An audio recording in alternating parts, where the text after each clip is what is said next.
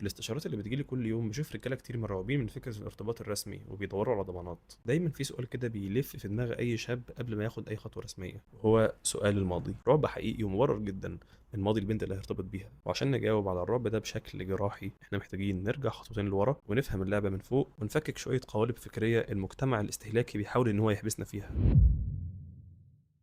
مبدئيا انا دايما ضد فكره القولبه او انك تحبس نفسك في مسميات. فكره انك تنتمي لطائفه فكريه وتقعد تقول اصل انا ريد بيل، اصل انا بلاك بيل، اصل انا نظام الطيبات، دي فكره بتلغي عقلك. الصح انك هتتعامل مع الافكار دي على انها اوبن بوفيه، بتقرا في كل حاجه وتطلع بالتركيبه الفكريه اللي تناسبك وتكون انت طبقتك الخاصه. مفيش نظريه في الدنيا صح 100%، ومفيش نظريه غلط بالكامل. كل فكر جواه جزء حقيقي وجزء خيالي، وعشان تقدر تستفيد من حاجه زي الريد بيل او الحبه الكامله انت محتاج الاول تبلع حبايه البلاك بيل، لان دي الحقيقه القاسيه والمظلمه اللي محدش بيحب يواجهها. الريد بيل بتديك تكتيكات وبتخليك تفهم سيكولوجية الأنثى، بس البلاك بيل هي الكريدت بتاعك، هي الرصيد اللي بيسمح لك أصلا تستخدم التكتيكات دي. زمان كنت بستغرب جدا ليه نفس النظرية ونفس التصرف ممكن ينجح مع راجل ويجيب نتيجة عكسية تماما مع راجل تاني، واكتشفت إن السر كله في القيمة.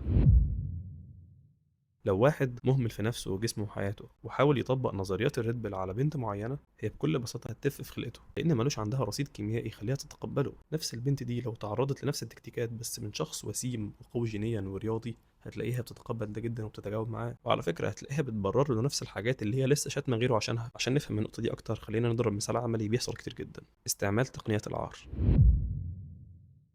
تخيل معايا راجل هاي فاليو جدا، وسيم وناجح وطويل وجيناته قويه، قال للبنت اللي بيحبها انا هسيبك ومش هتلحقي تخلفي مني قبل ما مبويضاتك تخلص. البنت دي هتعيط وممكن تنهار نفسيا لان التهديد هنا حقيقي وضاغط، هي خايفه بجد تخسر الجينات دي. بس تخيل معايا نفس الجمله دي بالظبط طالعه من راجل تاني عكس كل المواصفات دي، راجل ضعيف وفقير وشكله مش جذاب وعايزه تصرف عليه ناطع. يعني لو راح قال لها انت بويضاتك هتخلص ومش هتلحقي تخلفي مني هتموت من الضحك وهتاخده ماتيريال للترول وسط اصحابها وهتحمد ربنا انه سابها، لان غريزه الامومه الانتقائيه في اللاوعي عندها بتقول لها مبروك انت نجيتي من راجل كان هيمرر جيناته الرديئه لعيالك وتتدبسي في راجل فاشل. فالخلاصه في النقطه دي عشان ما نقعدش نرغي كتير ونديها اكبر من حجمها، لو انت رصيدك الكيميائي والبيولوجي لا يسمح انك تلعب بالتكتيكات دي ما تلعبش بحاجات اكبر منك. وهنا نرجع لسؤال الماضي اللي بيطارد كل الرجاله. الريد اللي بيقول لك لا تتزوج صاحبه الماضي السيء، وده كلام سليم ومنطقي جدا. لو انت راجل ما عندكش ماضي سيء من حقك انك تدور على واحده زيك. والدولي اللي مش عايز يستر او مسامحه ربنا للذنوب ده ملوش اي علاقه ابدا بان انت كشخص خام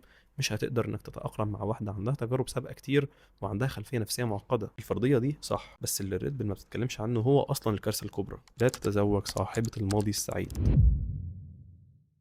الماضي السعيد ده مش حاجة حرام، ممكن تكون بنت كانت متجوزة أو مخطوبة بالحلال، بس الفكرة إنها كانت سعيدة جدا مع شخص بمواصفات عالية، شخص وسيم وكريم وناجح. العلاقة دي لو انتهت لأي سبب البنت دي بتتحول نفسيا لحاجة بنسميها أرملة الألفة، بس بما يرضي الله. خطورة الماضي السعيد إنه بيبرمج مخها على كميات عالية جدا من الدوبامين والسيروتونين. هي بالفعل عاشت تجربة جودتها عالية جدا، وأي محاولة منك كراجل جديد في حياتها هيتحط تلقائيا في المقارنة مع الماضي ده. المعضلة هنا إن الرجالة بيتألموا من الموضوع ده بس مش بيقدروا إن هم يعبروا عن السبب الحقيقي، وده بالمناسبة سر خوف رجالة كتيرة جدا من الزواج من المطلقة: فخ المقارنة.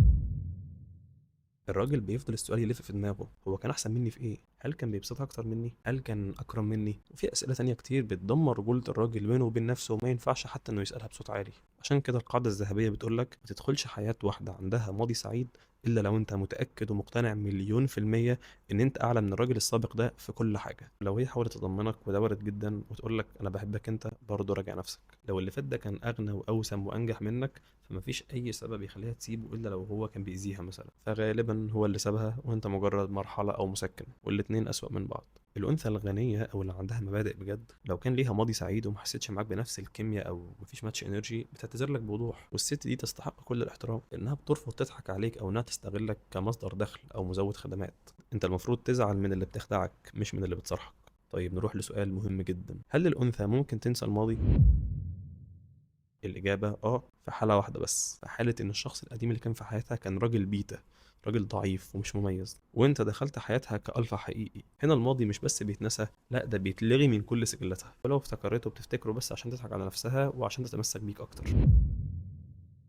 وفي النهاية لازم تكون فاهم إن القيمة دي شيء نسبي جدا. عفاف اللي ساكنة في منطقة شعبية ممكن يكون الألفا ميل بتاعها سواق ميكروباص بيحجز لها جنب كرسيين عشان يحميها، أما الدكتورة أيلين اللي ساكنة في كومباوند فخم الألفا ميل بتاعها هيكون دكتور خريج جامعة في نيوجيرسي وعنده بيزنس دولي. فما تتضايقش من رغبة البنات في حد عالي القيمة. لو لقيت بنت مش شايفاك عالي القيمة اعمل لها سكيب وشوف غيرها، أكيد في غيرها هيقدرك من أول لحظة. الأرواح جنود مجندة، مفيش نظرية في الكون هتخلي حد بيحبك يكرهك، ومفيش تكتيك هيخلي حد رافضك يحبك. ما تضغطش على حد عشان يحبك، تقبل الرفض ببرود وخليك دايما عزيز النفس. سلام.